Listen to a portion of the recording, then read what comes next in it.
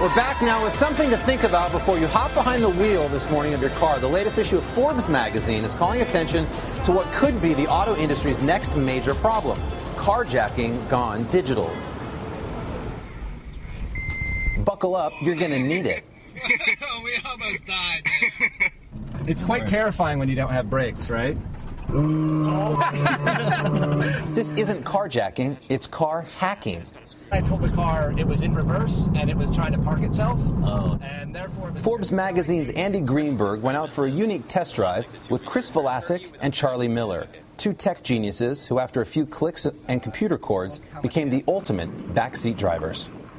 You guys both buckled up? Yeah. I can forge that you're about to be in a wreck. By wiring into a car's dozens of built-in computers, they can reprogram the gas gauge, the speedometer. I can tell you you're going 199 miles per hour now, even though that's very apparently not the case. Even hacking the car to run and steer with an old-school Nintendo controller. But this is no game. The test highlights potential risks for the world of diesel going digital. This is a story about the future, and the direction that cars are going is that they're becoming more vulnerable.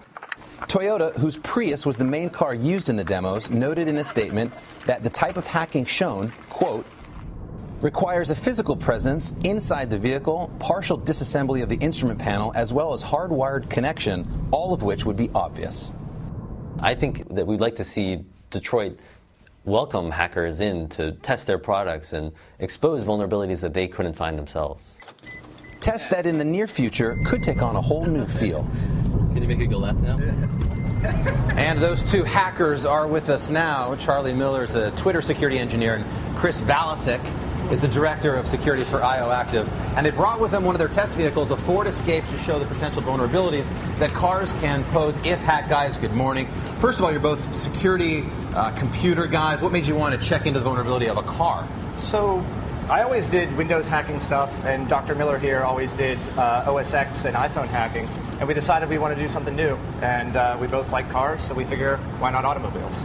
Some people might call it a nice party trick, and one of them could be the Ford Motor Company, who we reached out to, who have a statement. They say, quote, this particular attack was not performed remotely over the air, but is a highly aggressive, direct physical manipulation of one vehicle, which would not be a risk to customers, end quote. So is there a real threat or no? Oh, for sure. So a couple years ago, researchers showed that you could remotely attack cars. And so we were just following up that research to show what could you do once you were in the car. So we already know that you can attack cars remotely.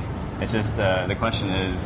Yeah, we want to see the extent of what you can do once you're inside the car's network. I want to get inside the car and see the extent of it. So I'm going to jump in let's do this car as a driver and sort of let's mock up what you are capable of doing. All right. Buckle up. Seat belts, just in case. Yep. Let's just pretend I'm going to take a spin down the plaza here. Okay. The car's on.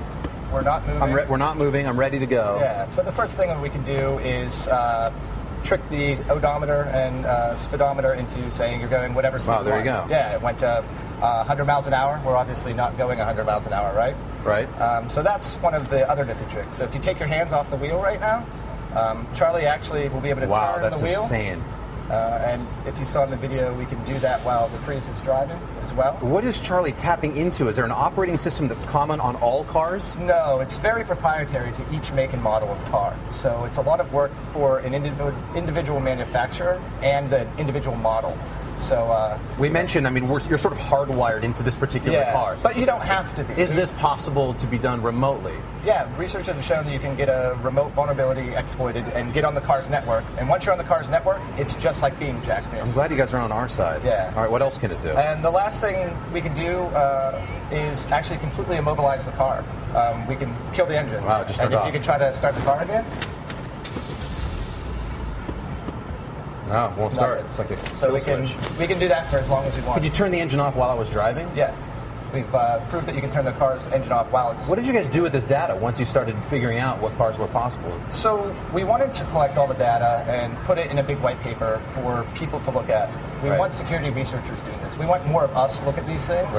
Because the more eyes you have on it, I think the more secure it can be. Job well done. I'm glad you're on our side. Thanks, Chris. Thanks, Charlie.